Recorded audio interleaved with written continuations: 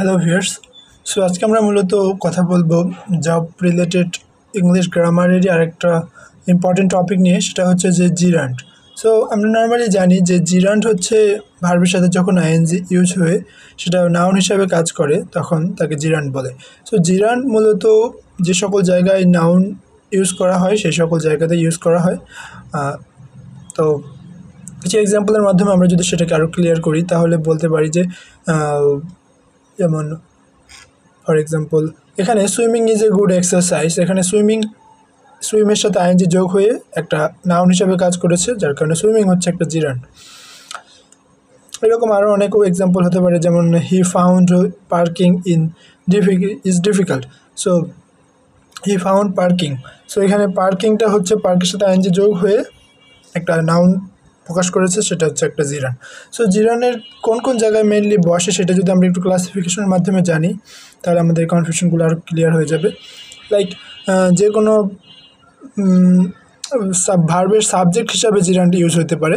যেমন ধরেন যে working in the morning is good for health, সকালে উঠে কাজ করা স্বাস্থ্যের জন্য ভালো। সেখানে এখানে দেখতে পাচ্ছি আমরা ভার্বের সাবজেক্ট হিসেবে, অর্থাৎ ওয়ার্কিং, এটা হচ্ছে আমাদের সকালের কাজ করা, এটা স্বাস্থ্যের জন্য ভালো। এখানে কাজ করাটা যেহেতু ভালো সেটা একটা ভার্বের সাবজেক্ট হিসেবে ইউজ হচ্ছে।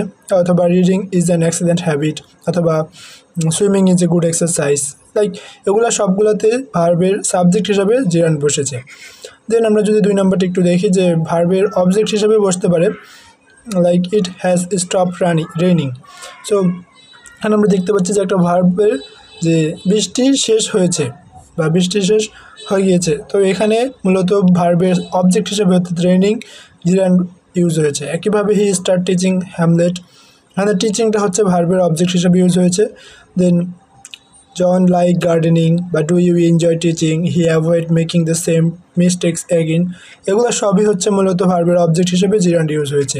এবং বিভিন্ন কম্পিটিটিভ এক্সাম এসে, যেমন পররাষ্ট্র মন্ত্রণালয়ের ব্যক্তিগত কর্মকর্তা অথবা সার্কেল অ্যাডজুডেন্ট অথবা বিটিভির অডিয়েন্স রিসার্চ অফিসার ইত্যাদি এক্সামে এগুলো বারবার এসেছে বা বিভিন্ন অ্যাডমিশন টেস্টেও এসেছে।